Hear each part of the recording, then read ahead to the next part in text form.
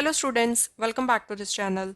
In this video, we will solve question number 10, exercise 2.5, class 8. Simplify and solve the following linear equations. Given equation है 0.25 bracket में 4f minus 3 is equal to 0.05 bracket में 10f minus 9. पहले हम सारी brackets को कर लेंगे open. So this implies पहले 0.25 को मल्टीप्लाई करेंगे 4f के साथ. सो पहले आप डेसिमल्स को भूल जाओ, नंबर्स को करो simply multiply. So 25 into 4 is 100. अगर आपको 25 का टेबल आता है तो आपको वैसे ही पता होगा कि 25 इंटू 4 होता है 100. मैं वैसे आपको रेकमेंड करूंगी कि आप 25 का टेबल ज़रूर याद कर लें, क्योंकि 25 का टेबल हमारा बहुत बार काम आता है एंड इससे क्या होगा कि आपका टाइम सेव होगा. Okay, so 25 into 4 is 100. अब हमने इसमें लगाना है डेसिमल. अब यहाँ पर देखो 0.25 में डेसिमल के बाद हैं 2 डिजिट्स. 4f में तो कोई डेसिमल नहीं है. सो टोटल कितने नंबर ऑफ डिजिट्स हैं डेसिमल के बाद? 2. सो यहाँ पर राइट से लेफ्ट की साइड पे 2 डिजिट छोड़ के हम लगाएंगे डेसिमल. सो ये बनेगा 1.00 विच इज इक्वल टू 1, क्योंकि डेसिमल के बाद वाले जीरोस तो हम लिखते नहीं है, राइट. सो ये आ गया 1 into F is F. Okay, so 0.25 into 4f is equal to f minus. अब हमने 0.25 को मल्टीप्लाई करना है 3 के साथ. तो अगेन डेसिमल को भूल जाओ, नंबर्स को पहले सिंपली कर लो मल्टीप्लाई. सो 25 इंटू 3 होता है 75. ओके, अगर आपको 25 का टेबल नहीं आता तो आप इनको मल्टीप्लाई करके देख लो. So this will be 75. अब हम इसमें लगाएंगे डेसिमल. अब डेसिमल कैसे लगेगा? यहाँ पर 0.25 में डेसिमल के बाद हैं 2 डिजिट्स. सो यहाँ पर राइट से लेफ्ट की साइड पे 2 डिजिट्स छोड़ के लगेगा decimal. Okay, so this is 0.75. So यहाँ पर आ गया 0.75 is equal to right hand side पे 0.05 को पहले मल्टीप्लाई करो 10f के साथ. तो पहले हमने डेसिमल्स को भूल जाना है, नंबर्स को करना है सिंपली मल्टीप्लाई. सो 0.05 का डेसिमल छोड़ दो तो ये आ गया 005, या इसको सीधा लिख लो 5, क्योंकि जो पहले वाले जीरोस हैं इनको लिखने का तो कोई मतलब नहीं है. सो ये आ गया 5 को मल्टीप्लाई कर लो 10 के साथ. Okay, so 5 10s are 50. अब हमने लगाना है डेसिमल. अब यहाँ पर 0.05 के केस में डेसिमल के बाद हैं 2 डिजिट्स. 10f के केस में तो कोई डेसिमल नहीं है. सो टोटल कितने नंबर ऑफ डिजिट्स हैं डेसिमल के बाद? 2. सो राइट से लेफ्ट की साइड पे 2 डिजिट्स छोड़ के लगेगा डेसिमल.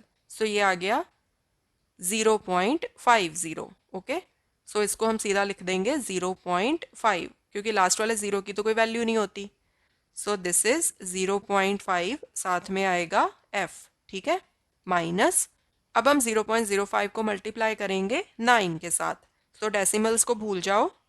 005 मल्टीप्लाई बाय 9, इसका क्या मतलब है?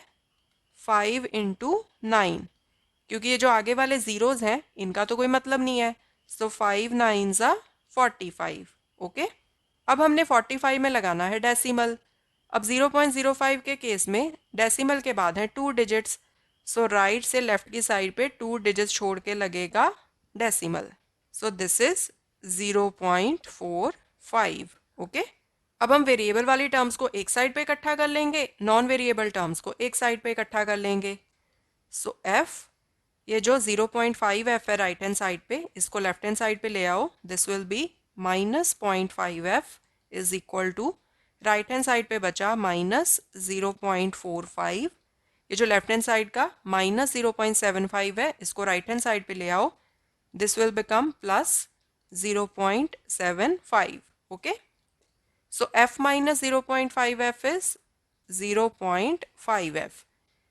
क्योंकि 0.5 1 का हाफ होता है, सो 1 में से हाफ चला गया, बचा half. So 0.5f is equal to 0.75 में से 0.45 को सब्ट्रैक्ट कर दो.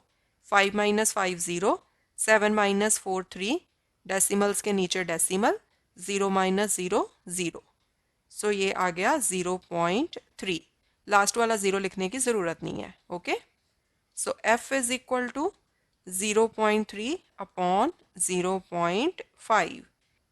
सो this implies f is equal to, अब यहाँ पर जो डेसिमल्स हैं इनको हम पहले रिमूव कर देंगे। सो 0.3 का जब डेसिमल रिमूव होगा तो दिस विल बी 3/10। डेसिमल के बाद एक डिजिट है तो डिनोमिनेटर में 1 के बाद लगेगा एक 0। इसी तरह से 0.5 का डेसिमल रिमूव होगा।